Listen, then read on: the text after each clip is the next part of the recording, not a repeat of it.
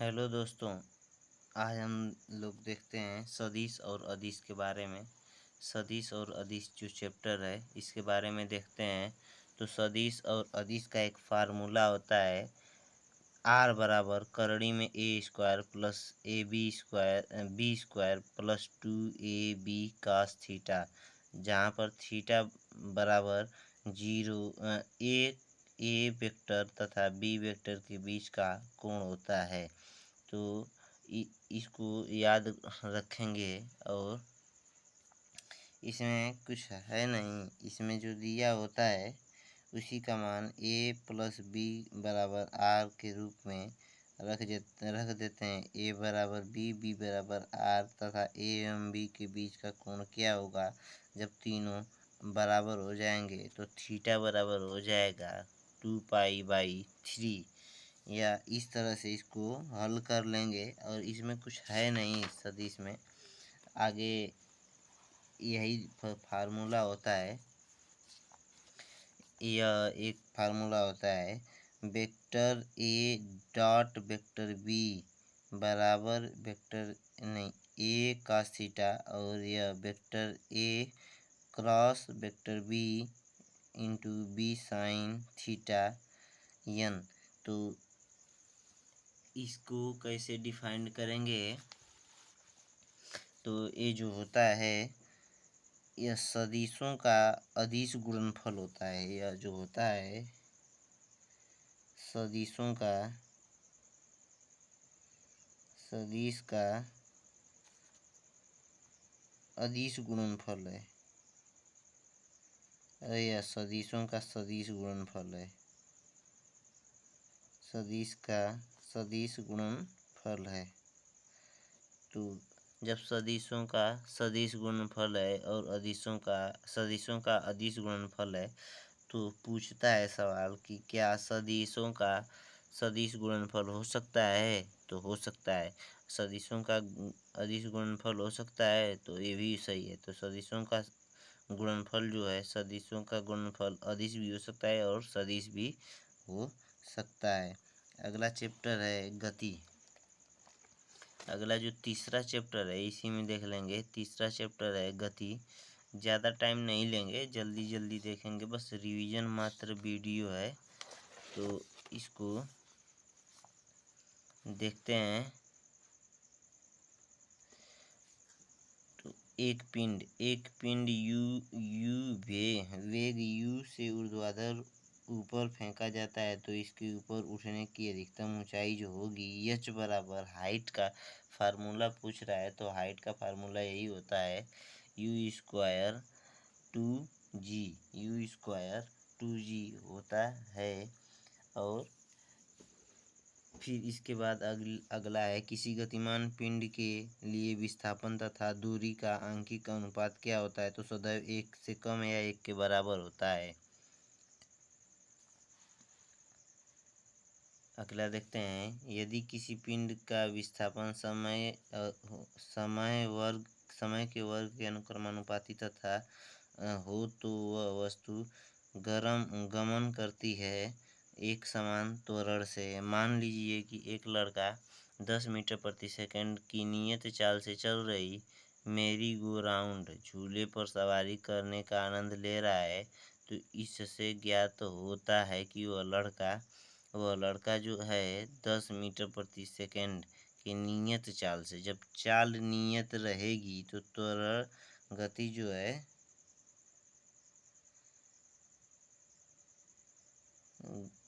चाल नियत रहेगी तो त्वरित गति है, इसमें त्वरण है।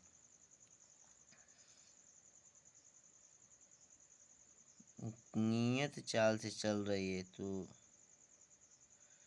नियत चाल से 10 मीटर प्रति सेकंड की चाल से चल रहा है। अगर चाल नियत है तो जो है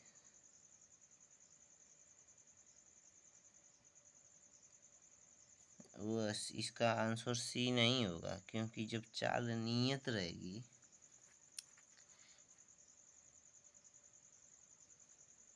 लेकिन इसमें जो दिया है सी दिया है, तो त्वरित गति दिया है। मेरी गो राउंड झूला, ये क्या होता है? इसके हिसाब से दिया होगा त्वरित गति, इसको सही मान लेते हैं क्योंकि एस के झा सर की बुक है और एस के झा सर जो है साइंस के गुरु माने जाते हैं। साइंस में इन्होंने पूरा झंडा गाड़ा है अपना, तो उनसे ज़्यादा तो जानकार हम लोग हैं नहीं।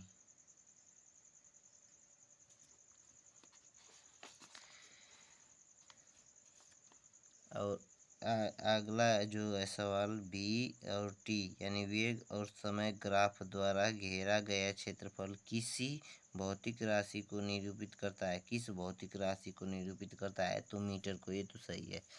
तो दिए गए वेग और समय ग्राफ में यह निश्चित, यह जो चित्र दिया है कि दिए गए वेग और टाइम के ग्राफ में यह निश्चित कर सकते हैं कि जो पिंड है एक समान वेग से चल रहा है, एक समान वेग से चल रहा है। 4 ए बी सी डी तथा किसी समतल सड़क पर गति कर रही हैं, तो 4 वस्तुएं इनकी दूरी समय ग्राफ में दर्शाए गए हैं, सही कथन चुनिए। तो इसमें जो है, इसमें जो दिया है वह समय, इसमें देखिए यह जो है समय अधिक ले रहा है लेकिन दूरी कम तय कर रहा है, यानी यह सबसे धीमे चलेगा। क्या होगा? ये वाला जो है सबसे धीमे चलेगा, सबसे धीमा चलेगा। और ये जो सी वाला है सबसे तेज चलेगा, सबसे तेज चलेगा। तो पूछा क्या है कि कार ए की चाल डी कार से अधिक है, यानी ए की चाल डी कार से अधिक है, यानी समय ज़्यादा ले रहा है और चल कम रहा है। तो यह कहाँ अधिक है? तो कम है, इसकी चाल कम है। बी कार सबसे धीमे चल रही है, यह सबसे धीमे चली है, तो सही है। डी कार, कार जो डी है की चाल सी से अधिक है, नहीं, यह सी अधिक है इससे, क्योंकि यह कम समय ले रही है और दूरी अधिक चल रही है। और अब सी कार सबसे धीमे नहीं है, सी कार सबसे धीमे नहीं है, सबसे तेज जो है सी कार जो है सबसे तेज है। दूरी, यदि वीडियो आप लोग को पसंद आए तो आप लोग सब्सक्राइब ज़रूर कर लीजिए, क्योंकि छोटी छोटी वीडियो रहेगी और छोटे छोटे क्वेश्चनों को मैं ज़्यादा एक्सप्लेन नहीं करूँगा, जो किताब में दिया है, और इसको जल्दी से जल्दी कवर करने के लिए ये वीडियो मैं बना रहा हूँ कि ख़त्म कर दिया जाएगा छोटी छोटी वीडियो में। और छोटी छोटी वीडियो देखने का मन भी करता है, लंबी लंबी वीडियो देखने पर ऊबन होती है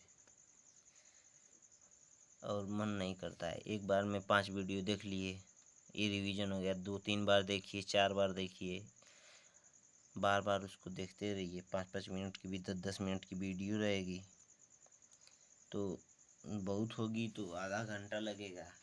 आधा घंटा में दूसरे मास्टरों के जैसे जो यूट्यूब पे बहुत लोग हैं जो ऑनलाइनर क्वेश्चन करवाते हैं और उसमें बहस करते हैं, ये कर दूंगा वो कर दूंगा, कुछ कर नहीं करेंगे। बस आप लोग पढ़ाई पर ध्यान दीजिए। यहाँ पे है चित्र का कौन सा ग्राफ एक समान गति का सही निरूपण करता है? एक समान गति, तो यहाँ पर देखिए समय समान भी ले रहा है और दूरी भी समान चल रहा है। जिस तरह से यह लाइन सीधी रहेगी तो समय गति जो है समान निरूपित करेगा, तो यही वाला सही है। वेग समय ग्राफ, वेग समय ग्राफ की प्रवणता का मात्रक कर रहे हैं प्राप्त करता है। तो यह जो है त्वरण से नीचे दिए गए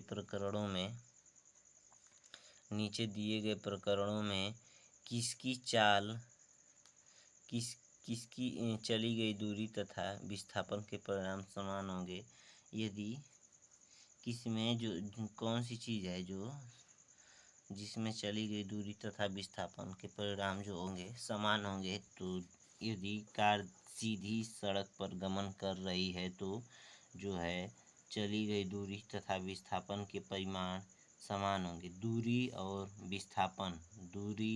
विस्थापन यहाँ से ए पॉइंट या बी पॉइंट, तो यदि यहाँ से ऐसे सीधे चल दिया जाए तो इसको विस्थापन बोलेंगे, और इस तरह से रास्ता टेढ़ा मेढ़ा है, तो अगर ऐसे इस रास्ते से जा रहा है तो लोग बोलते हैं कि यह दूरी है, और ये वाला जो सीधा रास्ता है इसको बोलते हैं कि यह विस्थापन है। तो यह क्या कह रहा है कि चली गई जो दूरी है विस्थापन के परिमाण के समान होगी।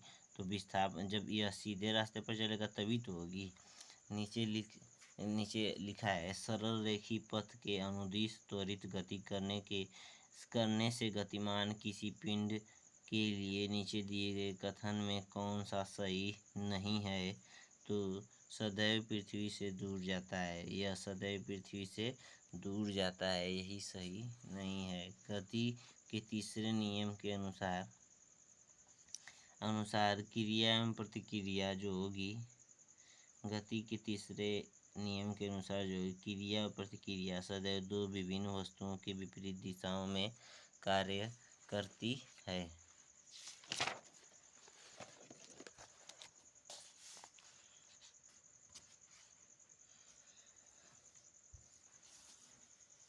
नकारात्मक त्वरण निम्न में से किसकी दिशा को के विपरीत होता है? नकारात्मक जो त्वरण होता है यानी इसको बोलते हैं रिटार्डेशन। तो यह जो होता है वेग के दिशा के विपरीत होता है। समवेग को किसके गुणनफल के रूप में व्यक्त किया जाता है? तो समवेग बराबर होता है P बराबर mv। तो द्रव्यमान और वेग हो जाएगा। व्यवस्थित वस्तुओं की प्रवृत्ति जो उसे स्थिर एवं समान गति से गतिमान रहने के लिए प्रवृत्त करता है कहलाता है। तो यह जड़त्व है। स्थिर और समान गति में गतिमान रहने के लिए प्रवृत्त मतलब उसको उत्प्रेरित करता है कि तुम यहीं पर ठहरे रहो। अगला सवाल है, किसकी अनुरूप वस्तु की गतिज ऊर्जा में वृद्धि होती है? तो यह गति है कि यदि किसी वस्तु द्वारा तय की गई दूरी जो है शून्य है तो वस्तु का विस्थापन कितना होगा? तय की गई दूरी जो है शून्य है तो वस्तु का विस्थापन भी शून्य हो जाएगा। विस्थापन के परिवर्तन की दर को क्या कहते हैं? विस्थापन में परिवर्तन की दर को वेग कहते हैं। विस्थापन में परिवर्तन की दर को वेग कहते हैं। ब्राउनियन गति की खोज किसने की थी? ब्राउनियन गति की खोज किसने की थी? तो यह जो थे रॉबर्ट नाम के वैज्ञानिक थे, उन्होंने खोजा था। किसी पिंड का वेग समरूप कहा जाता है जब किसी पिंड का वेग समरूप कहा जाता है जब वेग का मान और दिशा दोनों नियत हो। तत्कालिक वेग और औसत वेग तब बराबर होते हैं जब वस्तु जो है शून्य त्वरण हो। किसी पिंड का विस्थापन समय के समानुपाती होता है। किसी पिंड का विस्थापन समय के समानुपाती होता है तो वेग समरूप होता है। मुक्तावस्था से गिरते हुए पिंड द्वारा तय की गई दूरी समानुपाती होती है गिरने के समय के वर्ग के समानुपाती होती है। अगला सवाल देखते हैं, यदि वेग समय ग्राफ के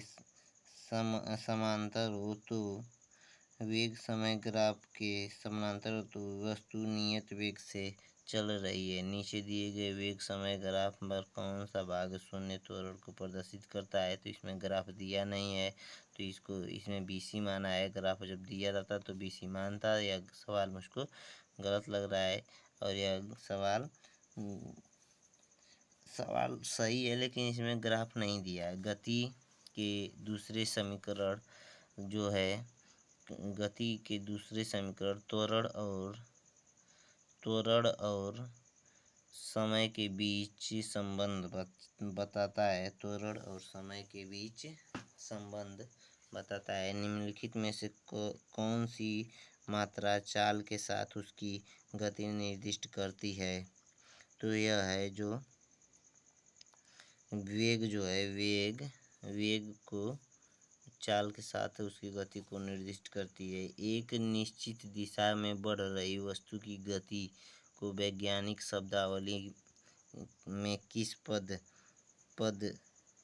पद के रूप में जाना जाता है? एक निश्चित दिशा में बढ़ रही वस्तु की गति को वैज्ञानिक निश्चित दिशा, जब दिशा निश्चित रहेगी तो वेग, और दिशा अनिश्चित रहेगी तो चाल। एक समान तल वाली सड़क पर नियत त्वरण से दौड़ने वाली कार के संबंध में इनमें से कौन सा कथन सत्य है? तो कार का वेग निरंतर बढ़ता रहेगा। यह जो त्वरण है एक समान है और सड़क सीधी है। त्वरण का मतलब होता है इस एक्सीलेटर आम भाषा में जितना ऐंठेंगे उतना भागेगा। यदि आप लगातार आराम से ऐंठते ही जा रहे हैं तो किसी भी गाड़ी का एक्सीलेटर बार बार एकदम लगातार ऐसे ऐंठते हुए एकदम समान वेग से ऐसे ऐंठते रुक नहीं रहे हैं आप, ऐसे ऐंठते हुए जा रहे हैं, ऐसे ऐंठते हुए जा रहे हैं, ऐसे ऐंठते हुए जा रहे हैं, तो इसका वेग क्या होगा? बढ़ेगा। और क्या होगा? उसमें कुछ ज़्यादा रॉकेट साइंस थोड़ी है। एक खाली स्थान है का उपयोग एक वस्तु के समग्र गति का वर्णन करने और किसी दिए गए समय पर इसके प्रारंभिक स्थिति के संदर्भ में अंतिम स्थिति का पता लगाने के लिए किया जाता है। तो दूरी और विस्थापन का उपयोग किया जाता है। कितनी दूरी चली और कितना विस्थापन हुआ। एक वस्तु ऊपर की ओर फेंका जाता है, यह 100 मीटर की ऊंचाई तक जाता है और फिर फेंकने वाले के पास आप वापस गिरता है, तो यह इसका वास्तविक विस्थापन जो होगा शून्य होगा। वास्तविक विस्थापन जो होगा शून्य होगा, लेकिन काल्पनिक विस्थापन जो दूरी जो चलेगा 100 मीटर तो ऊपर जा रहा है, 100 मीटर ऊपर जा रहा है और 100 मीटर नीचे आ रहा है, तो इसको अगर दूरी पूछता तो 200 मीटर हो जाता। लेकिन जो है विस्थापन पूछेगा तो यह जहाँ से जा रहा है वहीं पे आ जा रहा है, तो तय की गई सबसे कम जो दूरी होती है उसको विस्थापन बोलते हैं। और यदि कोई वस्तु समान समय अंतराल में असमान दूरी तय करती है तो कहा जाता है कि वस्तु असमान गति कर रही है। अगला क्वेश्चन है, निरंतर शक्ति प्रदान करने वाली किसी मशीन द्वारा कोई पिंड एक सरल रेखा में चलाया जाता है तथा t सेकंड में पिंड द्वारा तय की गई दूरी निम्नलिखित के समानुपाती होगी, तो t के पावर 3/2 किसी वस्तु का त्वरण उसके खाली स्थान में प्रति इकाई समय में हुआ परिवर्तन है। तो वेग, यहाँ पे वेग भर देंगे, वेग में प्रति इकाई समय में हुआ त्वरण जो होता है वेग में परिवर्तन होता है, यानी v माइनस यू जो अंतिम वेग माइनस प्रारंभिक वेग बटे t, यही होता है त्वरण। आगे देखते हैं, समय के साथ किसी वस्तु का वेग दिखाने वाले ग्राफ को कहा जाता है। समय के साथ किसी वस्तु का वेग दिखाने वाले ग्राफ को कहा जाता है वेग और वेग समय ग्राफ। धनात्मक त्वरण का अर्थ होता है कि वस्तु का वेग बढ़ रहा है। गति के द्वितीय समीकरण को पहचानेंगे तो s बराबर ut प्लस हाफ at²। यहाँ पे जो पहला समीकरण होता है v बराबर u प्लस at होता है, देखिए यहाँ पे। और दूसरा जो समीकरण होता है s बराबर ut प्लस हाफ at²। तीसरा समीकरण होता है v² बराबर u² प्लस 2as। तो पहला में एको घात नहीं है, दूसरा में 2 घात है और 2 नीचे है, तीसरा में जो होता है यह 3 गु यहाँ पे होते हैं, 3 सिंबल होते हैं, इस तरह से ले लेंगे। और यहाँ पे घातें 2 2 4 हो जाती हैं। यहाँ पे 2 ऊपर 2 नीचे दूसरा, 2 ऊपर 2 नीचे दूसरा, 2 ऊपर 2 नीचे दूसरा, 2 ऊपर 2 नीचे दूसरा, यानी v बराबर u प्लस at। अगर ये टी का स्क्वायर करके टी का स्क्वायर करके हाफ कर दें तो यह दूसरा बनेगा। दो नीचे तो दूसरा है, अगर दो नहीं है तो पहला, दो इसमें है और इसमें 3 गो अक्षर बना रहा है तो यह तीसरा। इस तरह से याद कर लेंगे। शून्य से स्वतंत्र रूप से गिरने वाली वस्तु में जो होता है त्वरण जो होता है समान होता है। वस्तु में जो त्वरण होता है वह समान होता है। वह भौतिक राशि जो कभी भी ऋणात्मक नहीं हो सकती है। वह भौतिक राशि जो कभी भी ऋणात्मक नहीं हो सकती है तो वह है दूरी। दूरी जो है कभी भी ऋणात्मक नहीं हो सकती है। कोई पिंड v वेग के साथ ऊपर की ओर ऊर्ध्वाधर रूप से फेंका जाता है। यह ऊंचाई h तक पहुंचने के बाद पृथ्वी की ओर लौट आता है। पिंड द्वारा तय की गई दूरी तथा विस्थापन का अनुपात क्या होता है?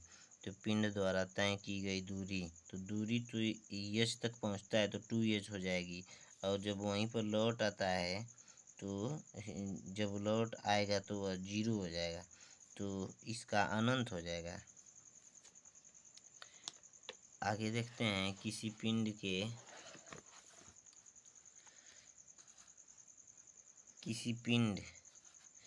पिंड के वेग समय ग्राफ समय सरल रेखा में आता है तथा मूल बिंदु से गुजरते हुए x अक्ष को छूता है तो पिंड गतिशील है।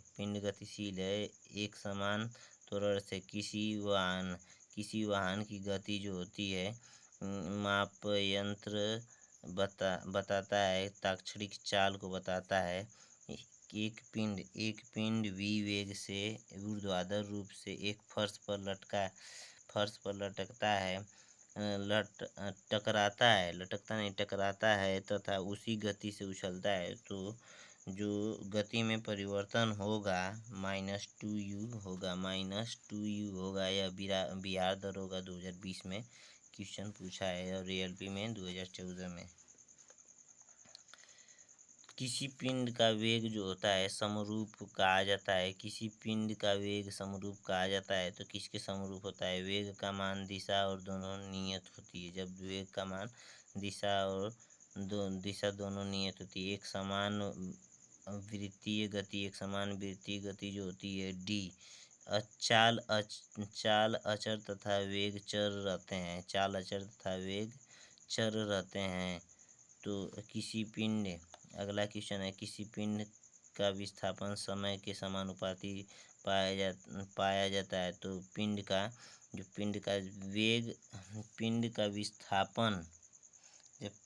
किसी पिंड का विस्थापन समय के समानुपाती यानी समय बढ़े तो विस्थापन बढ़े, तो इसमें जो होगा वेग समरूप होगा।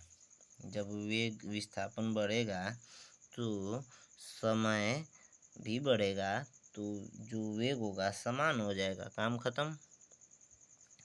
दो मोटर गाड़ियां A और B दूरी समय ग्राफ का पता चलता है तो जो है यहाँ से ऐसे लाइन खींच देंगे।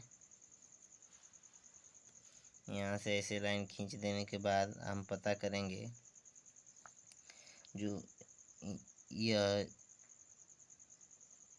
इसका त्रिभुज और इसकी त्रिभुज का कोण जो है यह इतना समय ले रही है और इतनी दूरी चल रही है तो इसकी चाल जो है तेज है,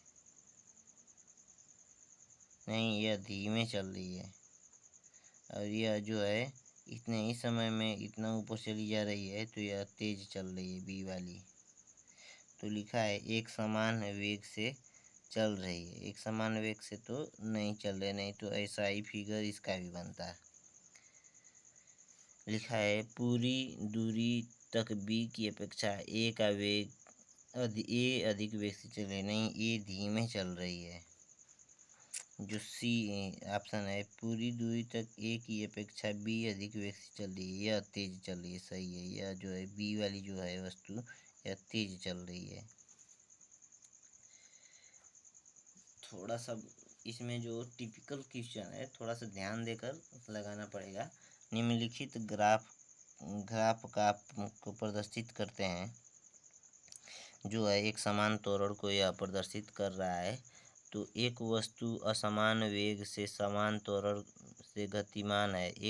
एक वस्तु असमान वेग तथा समान त्वरण से गतिमान है तब कहा जाता है कि यह वेग समय ग्राफ रेखीय होगा। पिंड का त्वरण का मान होता है डी स्क्वायर s बटे डी टी स्क्वायर। ज़्यादा क्वेश्चन है नहीं, बस 50-60 क्वेश्चन होगा। 56 क्वेश्चन है। एक पिंड एक एक कण एक समान वेग से गतिमान है। कण की गति के संबंध में निम्न में से कौन सा कथन सत्य है? निम्न में से कौन सा कथन सत्य है? तो त्वरण शून्य होगा।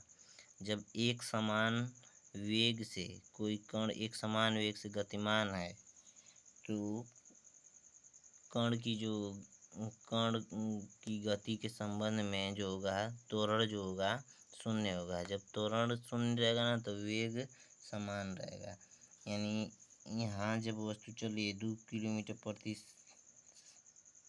मीटर प्रति सेकंड की रफ्तार से, यहाँ भी 2 मीटर, तो त्वरण कहाँ लग रहा है? यानी त्वरण जो शून्य है।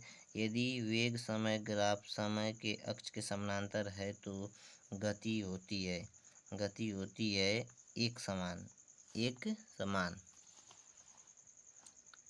लिखा है समान त्रिज्या की एक लोहे की गेंद व लकड़ी की गेंद को निर्वात में यह ऊंचाई से गिराया जाता है। दोनों को पृथ्वी तक पहुंचने में लगा समय निर्वात में जब गिरेगा तो समय समान लगेगा। और एक समान त्वरित गति के लिए वेग समय ग्राफ है। एक समान त्वरित गति के लिए वेग समान है। तो इसमें सरल रेखीय गति को सर्पिलाकार गति को सर्वप्रथम किसने परिभाषित किया था? तो गैलीलियो ने सर्वप्रथम परिभाषित किया था। अपेक्षितता का सिद्धांत, यानी इसी फार्मूले से जो सूत्र निकला था, इसी के सिद्धांत से सूत्र निकला था E बराबर mc², जहाँ पर c जो है प्रकाश की चाल है, m जो है द्रव्यमान है, E जो है एनर्जी है। और इसको दिया था अल्बर्ट आइंस्टीन ने। तो धन्यवाद दोस्तों। अगर वीडियो पसंद आई हो तो आप लोग वीडियो को लाइक करें, शेयर करें और इस चैनल को सब्सक्राइब ज़रूर कर लें, ताकि अभी मेरे सब्सक्राइबर बहुत कम हैं और मैं सोच रहा हूँ कि इस वीडियो को सुबह जब सब लोग सो रहे हों और तभी मैं इसी तरह से ऑनलाइन आकर लाइव आकर एक्सप्लेन करूं और वीडियो, और ताकि मेरा भी रिवीजन हो, क्योंकि मैं भी अभी सिलेक्टेड नहीं हूं, आप लोग भी सिलेक्टेड नहीं हैं, साथ ही सब लोग सिलेक्टेड होंगे और तेज़ी से रिवीजन करेंगे और तब दम लगाएंगे जब वीडियो को लोग ज़्यादा लाइक और शेयर करेंगे। इसमें सब्सक्राइबर बढ़ेंगे तो लाइव आ जाएंगे। तो अभी सब्सक्राइबर नहीं है, सब्सक्राइब कर लीजिए दोस्तों। धन्यवाद।